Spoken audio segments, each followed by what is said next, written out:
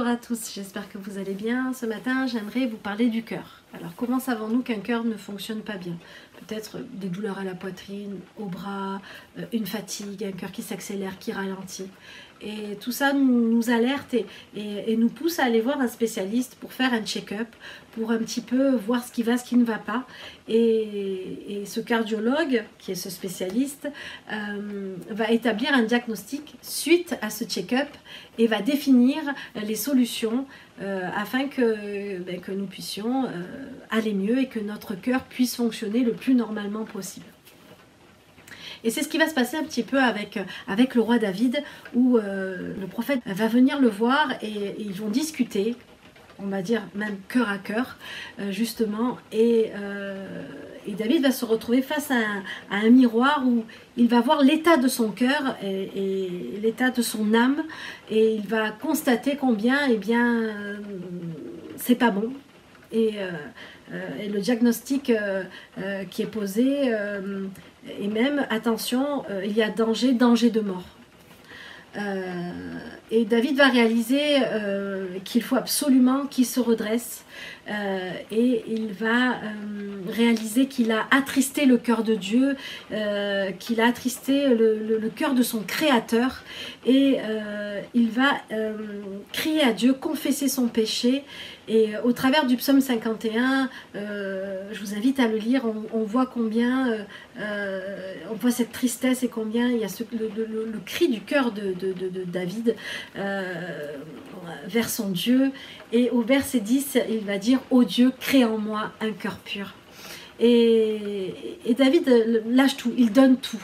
Et il dit, je ne retiens rien de ce qui ne va pas en moi, je ne retiens rien, Seigneur, change tout, crée en moi ce cœur pur. Et le verbe créer, c'est en hébreu, dans l'Ancien Testament, dans ce verset-là, il est à l'impératif, c'est vraiment, il n'y a pas d'autre choix. Voilà, il faut que tu me crées ce cœur pur parce que je vais mourir si ce cœur n'est pas changé. Et on voit combien David confesse, reconnaît et combien il a ce désir d'obéir pleinement à Dieu. Il ne retient rien, il abandonne tout. Et Dieu en fait peut travailler avec le cœur de David, avec David, afin justement de créer tout à nouveau ce cœur nouveau, ce cœur pur. Et on ne peut pas demander à Dieu, Seigneur, crée en moi un cœur pur, si on lui donne la moitié, si on lui donne que quelques bribes un petit peu de notre âme, de notre cœur. Dieu ne peut pas travailler avec ça. Et il peut travailler que si il est pleinement le potier et que nous sommes pleinement l'argile et qu'il va pouvoir travailler afin de construire tout à nouveau un vase utile. Combien l'amour de Dieu envers nous est parfait. Combien il a ce désir que nous restions dans ses voies, et il a vu que David était égaré et qu'il était perdu, et il va se servir du prophète Nathan pour le ramener sur la bonne voie, sur sa volonté, sur les plans qu'il a prévus pour David. Et ce qui est beau, c'est qu'on voit qu'au psaume 139, David va dire « Sonde-moi, ô Dieu ». Regarde si je ne suis pas sur une mauvaise voie. On voit qu'il a compris la leçon, qu'il y a un changement qui est réel, qui est permanent en fait. Il a compris ce principe-là et il va vers son Dieu continuellement. Il dit Seigneur, sonde mon cœur. Regarde si je ne suis pas sur une mauvaise voie. Regarde si je ne me suis pas égaré, parce qu'il n'y a pas de grands, de petits péchés, peu importe, ceci nous fait rater le but, nous égare, nous écarte. Et on voit combien David a ce désir-là de rester toujours dans les voies de Dieu. Sonde-moi, ô Dieu. Et on le voit que quelques chapitres après, il est fidèle aux résolutions qu'il a prises parce qu'elles sont ancrées dans la parole de Dieu.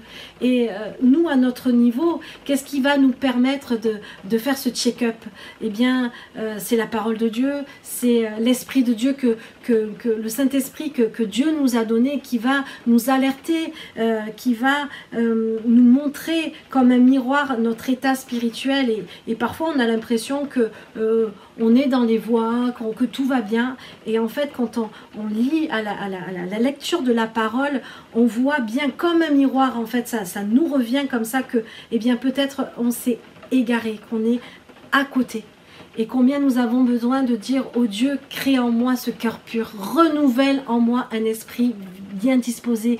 Viens Seigneur renouveler mes pensées, rafraîchis mon âme. J'ai besoin d'aller chercher les choses d'en haut et d'arrêter de me nourrir de toutes sortes de choses qui salissent mon âme, des choses qui m'attirent vers le bas, ou tout simplement des choses qui vont m'égarer, qui vont me détourner du but et du plan que tu as pour moi. » Alors, je vous invite vraiment à faire cette prière comme David. Ô Dieu, crée en moi un cœur pur. Et d'avoir aussi j'allais dire cette routine, mais tellement précieuse, de dire « Sonde-moi, ô Dieu, regarde si je ne suis pas sur une mauvaise voie. » Et dans Matthieu 5:8, il est écrit « Heureux ceux qui ont le cœur pur, car ils verront Dieu. » Et je pense que la conséquence de tout ça, c'est d'être heureux, ce qui est une denrée très rare. On le voit autour de nous, combien les gens cherchent à être joyeux, à avoir la paix.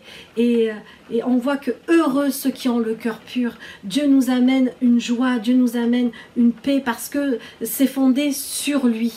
Heureux ceux qui ont le cœur pur, car ils verront Dieu.